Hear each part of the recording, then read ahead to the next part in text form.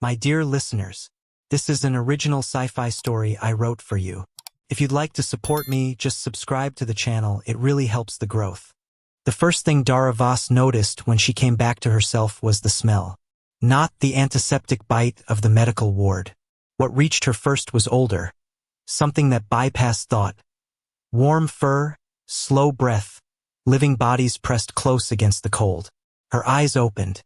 The amber emergency lighting of the Covenant Reach's medical deck cast everything in copper. She was in a bed with white polymer rails, and pressed against those rails, curled onto every available surface and tucked into every available corner, were cubs. Dara counted them before she'd fully understood what she was seeing. It was an old reflex. You always counted your charges first. 12. 12 Vreth cubs in various states of sleep, distributed around her in a formation that looked deliberate. The youngest, a smoke-gray kit barely 4 months old, had tucked herself into the hollow between Dara's shoulder and jaw, a purr so faint it was more sensation than sound pressed against her neck. The largest, nearly grown Sesh, was folded into a chair dragged against the bed rail. Her long tail looped twice around one of the posts. Even in sleep, her ears tracked the room. "You count them," said a low voice. Dara turned her head carefully and found Kale watching her from the foot of the bed. The eldest, nearly 16 months, the age in Vreth terms where child and adult wore each other thin, sat in the formal upright posture that meant he was feeling too much to show. His amber-striped face was carefully neutral. "How long?" she asked. 4 days. His gaze didn't waver. They said 2 was unlikely. They stopped giving us numbers after the second. The memories returned in pieces. The fire suppression drill. The malfunction in Cargo Bay 7. The containment doors sliding shut. And Rue, the gray kit sleeping against her throat, who had been on the wrong side. Separated. Terrified. Clinging to a pipe in a room filling with suppressant gas. She had gone through the maintenance crawl.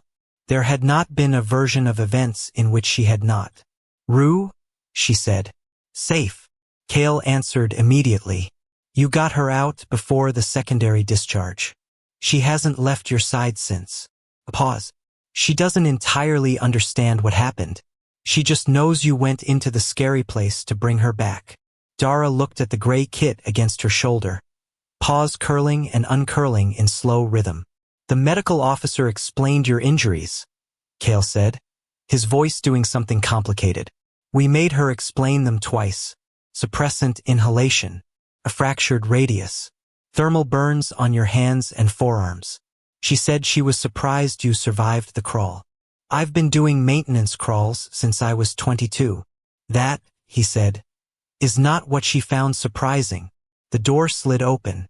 Medic Chief Yorn was tall and pale-furred, wearing white-trimmed gray, moving with the deliberate grace of her Phaeacian species. The iridescent patches along her temples were deep violet. They darkened when she was tired. She took in the sleeping cubs, the waking human, Kale at his post, and settled on an expression not quite exasperation. She crossed carefully and lifted her wand. "Your recovery velocity is..." She paused the way medical professionals did when data surprised them. "Outside our models. Humans heal fast," Dara offered. "I have treated humans before. I have never seen a traumatic inhalation recovery of this speed in a patient listed as critical for 2 days. There is literature on social bonding and healing acceleration, but it is largely theoretical at the multi-species interface." Dara looked at her 12 cubs, at Rue against her throat, Kale unmoved. "We attempted to move the cubs during your surgery. Standard protocol." They objected. A pause that held something almost like amusement. 11 arranged in a line between the surgical bay door and the corridor. Kale informed my assistant they were. I am quoting the incident report. "Aware that you need access, but one of us will accompany her regardless. So please advise which would be least disruptive."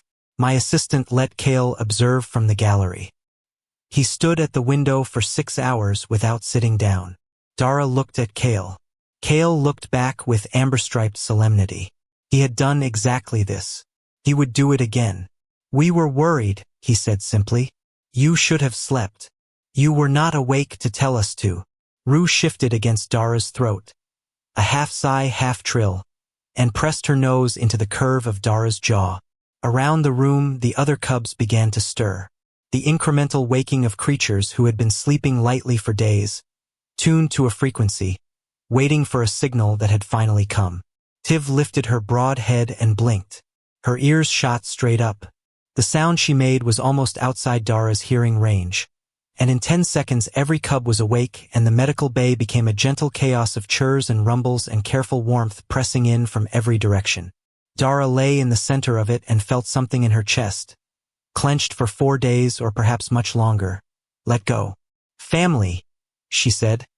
The Vreth word she'd spent 6 months learning to pronounce correctly. All 12 went still for half a breath at the sound of it in her voice, before the warmth doubled. Yorn stood at the edge of the scene, scanner at her side.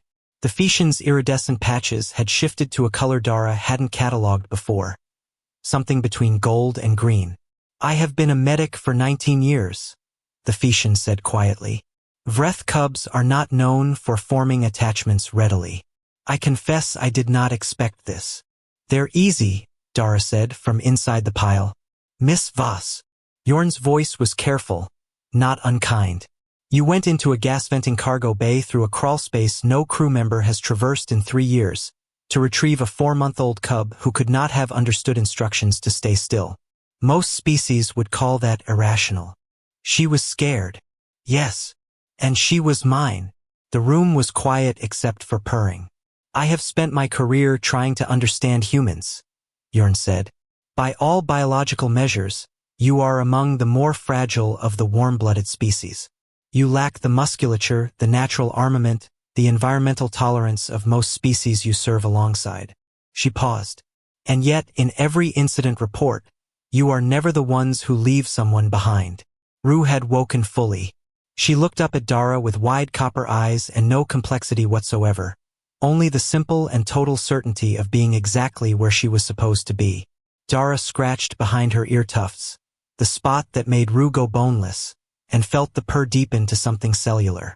Someone needs to keep watch, Kale said from the foot of the bed, still upright at his post, tail beginning to curl in the way that meant he was fighting sleep. You've kept watch for 4 days. I'm awake now. I have them. He looked at her with amber eyes learning, slowly, that trust was permitted. Then his posture eased, and he lowered his head to his forepaws and slept. Yorn took her readings and her golden-green expression back through the door. Dara lay in the amber light surrounded by warm weight, slow breathing, and the extraordinary ordinary fact of being loved. The galaxy did not always know what to make of humans, but the cubs did. They had learned it the way the very young learn everything true, not from explanation but from evidence. From 4 days at a bedside, from 6 hours at a window, from the simple equation of a woman who had gone into the dark to bring one of them home. Without hesitation, without calculation, without anything so complicated as a reason. That, Dara thought, as her eyes grew heavy and the warm breathing around her deepened into sleep, was enough. That had always been enough.